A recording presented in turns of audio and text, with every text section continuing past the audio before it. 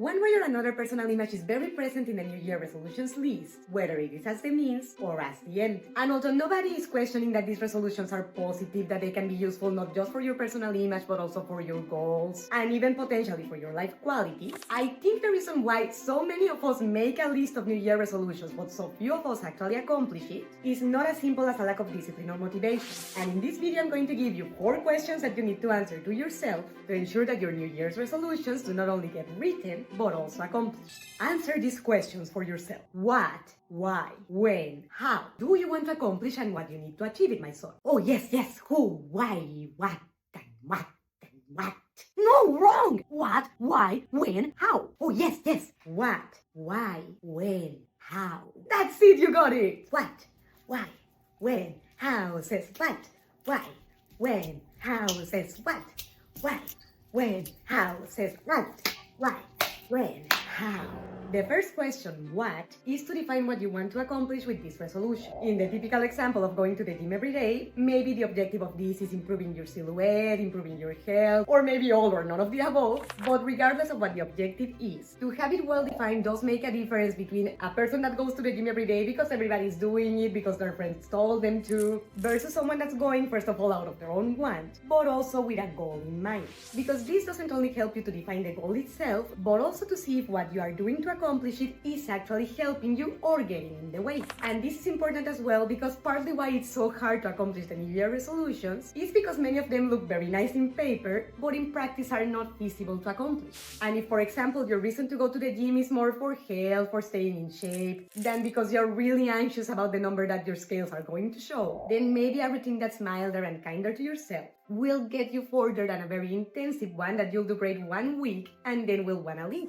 The question why, that can also be substituted or complemented by what for, helps us define the motivations, the reasons behind, and the benefits I think I may get by setting this resolution to myself. And this on one hand is gonna help us define if the motivation is really mine or I'm assuming it as mine but it's external, which is important to know because on the case of going to the gym, for example, because you want to go with your significant other to accompany them but you don't really want to do it, maybe you don't like going to the gym, or it's simply not your cup of tea, then it's likely that you're not going to sustain the resolution for very long in the year because it doesn't align with you, with what you want, or doesn't seem to have a real purpose for you. I'm not saying necessarily that it's wrong to go to the gym because you want to go with your husband or with your wife or your friends, but precisely defining this, whether I'm going to accompany someone or because I'm doing it for myself, does help you set expectations that are realistic to yourself without neglecting the resolutions that are actually the most important for you. And after passing this filter that is a little dense but it's important to define,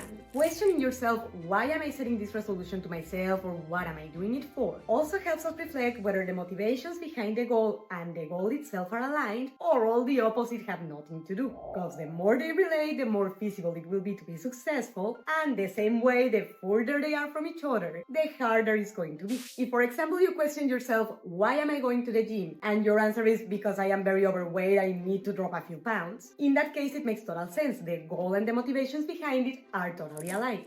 But if I caught myself, for example, answering, why am I going to the gym? Because I feel lonely and I want to make friends. Or what am I going for? Because there's a guy I like in that gym and I want to flirt with him. Or things like that. It's not necessarily that it's wrong, but it's very unlikely to work because the goal itself and the motivation behind it are very far from each other. You go to the gym to exercise, to get a workout routine, not to make friends or to flirt per se. That can happen, it happens all the time, but it's not the main objective, it's not the reason why you pay a membership. Or at least it shouldn't be, because if you pay the membership, you are guaranteed a place to work out. But you have no guarantee that people there are going to be friendly or are going to be compatible enough with you to think of starting a relationship.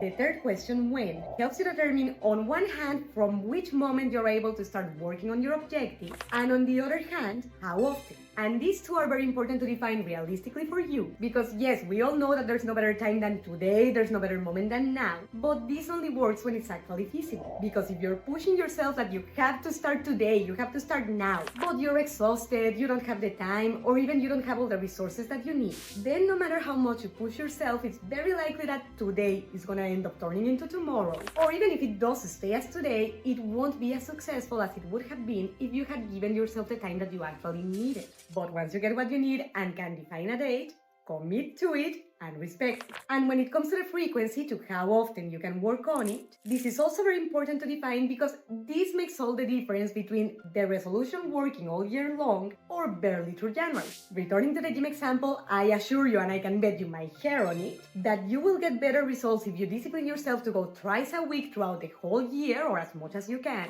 than by trying to force yourself to go every day if it's not feasible for you and 1 month later you are gonna end up burned out. Discipline is key for these resolutions, yes, but discipline that's feasible and sustainable for you on the long run. Because otherwise you're going to spend a horrible year feeling frustrated, guilty that you're failing your schedule, when it's actually all the opposite, your schedule is failing you. And finally, the question how helps you define what you need, the actions that you need to take, and the resources that maybe you are missing to complete your objective. But besides this, the question how also helps you analyze whether your strategy is working and whether the things that you're dedicating time, energy, and resources to are taking you towards your objective or pulling you away from it. Finishing with the gym example, that I grabbed that one because it's a very common one to see in the resolutions list, but you can use it or apply this with any resolution that you have. If I want to tonify all my body, then I know that my how is gonna have to include either full body workout routines or separated days for every section of the body. And if while I check my routine, I catch myself that I'm skipping the leg day or the triceps one or whatever section of my body I don't feel like doing, or I'm just not giving the importance it needs to, then it's likely that the strategy, the how in this case, needs a few adjustments. Follow me for more tips on how to accomplish your objectives that relate to your image. And if you like this video, don't forget to enlighten me with a thumbs up, subscribing to the channel, and clicking on the bell so YouTube lets you know when I upload the next video. And if you learn the questions and want to help me color my comment wall, leave me your comment with the 4 questions that we need to make ourselves to ensure that our resolutions of this year are successful.